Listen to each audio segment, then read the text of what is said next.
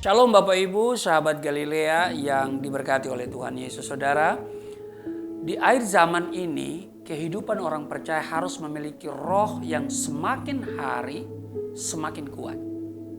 Amin. Roh yang kuat inilah yang dapat mengendalikan keinginan jiwa dan tubuh. Sering terjadi kita ingin berbuat benar, tetapi tubuh kita selalu ingin berbuat jahat.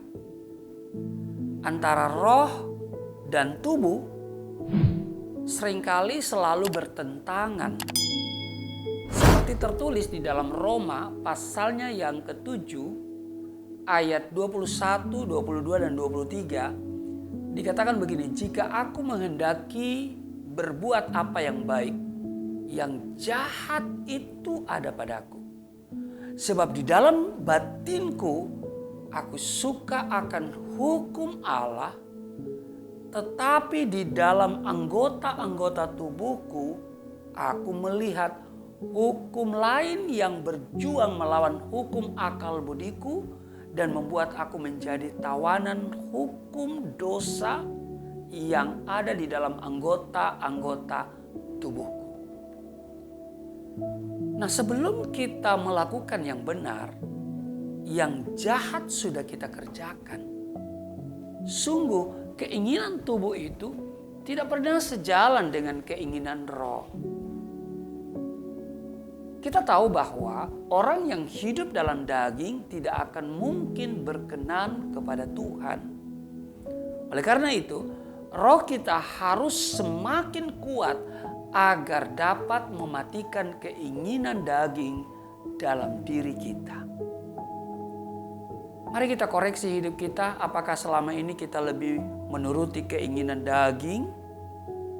Ataukah kita sudah hidup menurut dengan atau seturut kehendak Tuhan atau menurut keinginan roh? Kita harus mengambil keputusan untuk dipimpin oleh Roh Kudus. Sebab setiap orang yang mengambil keputusan untuk dipimpin oleh Roh Allah, maka dia akan menjadi anak-anak Allah. Jika seseorang selalu jatuh dalam dosa yang sama, dia tidak hanya membutuhkan pengampunan dosa saja, saudara, tetapi rohnya harus dibaharui supaya selalu kuat.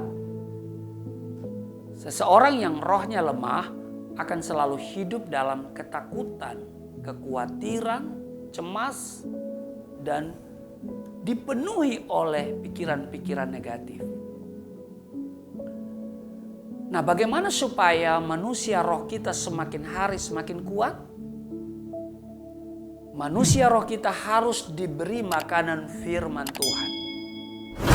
Dikatakan di dalam 1 Petrus pasalnya yang kedua, ayatnya yang kedua, dan jadilah sama seperti bayi yang baru lahir, yang selalu ingin akan air susu yang murni dan yang rohani, supaya olehnya kamu bertumbuh dan beroleh keselamatan. Firman yang dimaksud bukanlah yang dihafalkan dan yang diucapkan, tetapi firman yang dimaksud diterima oleh roh kita. Amin. Ada banyak orang Kristen yang pintar mengucapkan firman, tetapi rohnya tidak punya firman. Buktinya dapat dilihat ketika ia sedang dalam permasalahan.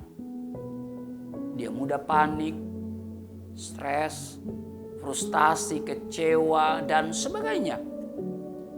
Karena itu saudaraku yang kekasih, di masa-masa sukar di zaman pandemi COVID-19 ini, kalau roh kita tidak kuat, kita mudah panik, kita mudah stres, kecewa, dan mungkin juga mengambil keputusan yang fatal, yaitu mendahului waktu Tuhan. Karena itu, milikilah roh yang kuat supaya kita bisa mematikan segala perbuatan daging. Amin.